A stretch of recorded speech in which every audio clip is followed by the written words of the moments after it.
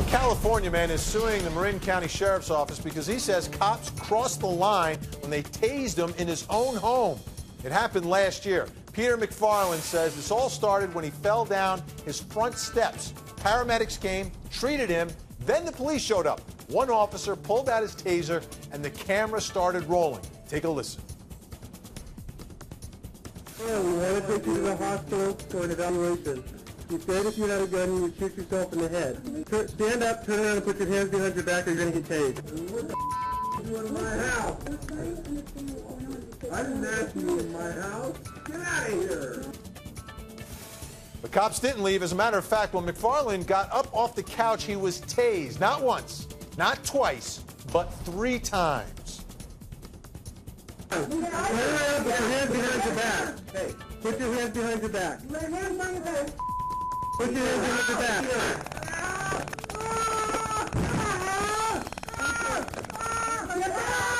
We have one tase. Quit resisting. Stop resisting. Stop resisting. Stop resisting. Stop. When somebody gets in, you walk in. Stop. Stop resisting. Resisting.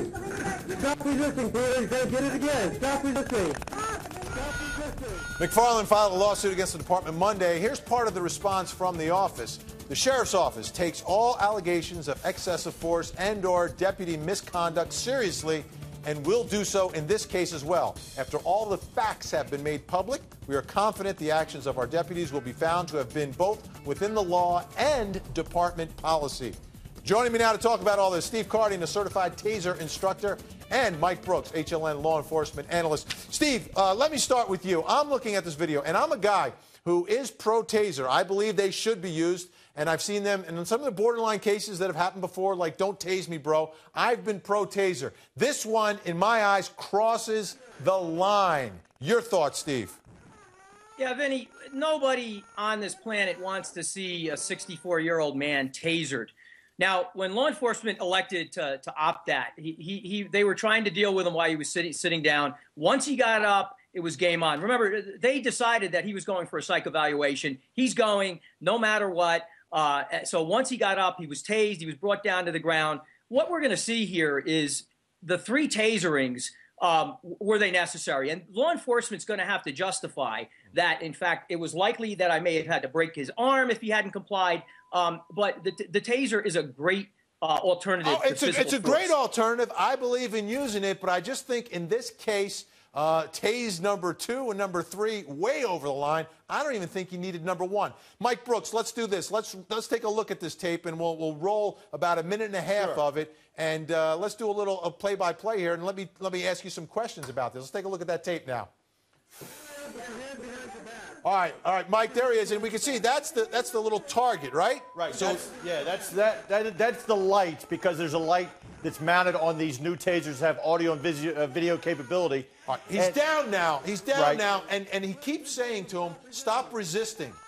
Do you see any resisting? I see a 65-year-old man who's just been tased. I don't see any resisting. What they could seem as resisting is while he's being tased, sometimes your muscles will pull your arms in and maybe put a little resistance against the officer who's trying to get the hands behind the back to cuff him. So I don't have a big issue with the first one, since they thought he was a danger to himself or others. Maybe they could have done something better after they got him down and tased him the first time. And then try to put the cuffs on them while they were not tasing. Here's the thing, and Steve, I'll bring you in on this again, on this issue. I have an issue with the first tasing, because they responded because this guy fell down and hurt himself. This wasn't a case about domestic violence or anything like that. The situation was the guy hurt himself, paramedics came. He said something about killing himself, which he said was hyperbole. Right. There's no threat. Getting up like this, I don't see that as a threat. Yeah, no, Isn't there a better Vinnie, way? what happens here when you combine the words taser and gun and suicide in the same sentence? Law enforcement has a big problem. He's going for a psych evaluation at 5150. He's going. They've made that decision. Once he gets up, they don't know if he's going to walk over to the draw, take a gun, and shoot one of those officers. So they have to contain him at that location at that moment. Mike, isn't there a way, though, to approach him? Something short of tasing? Before they tasered him, I listened to the whole thing. You hear them talking to him. They tell him what they want him to do, that they're going to be taking him in, and he says, F you, get out of my house. And at this point, it got to a point where they said, no, we are going to be taking you in, and that was the bottom line. So if they had picked him up and thrown him on the ground, we would be saying, oh, you used brutality against him there. So I don't have a problem with the taser used the first time. The first time. All right. So me and you compromised on this one. Steve Cardian, thanks so much. Appreciate it.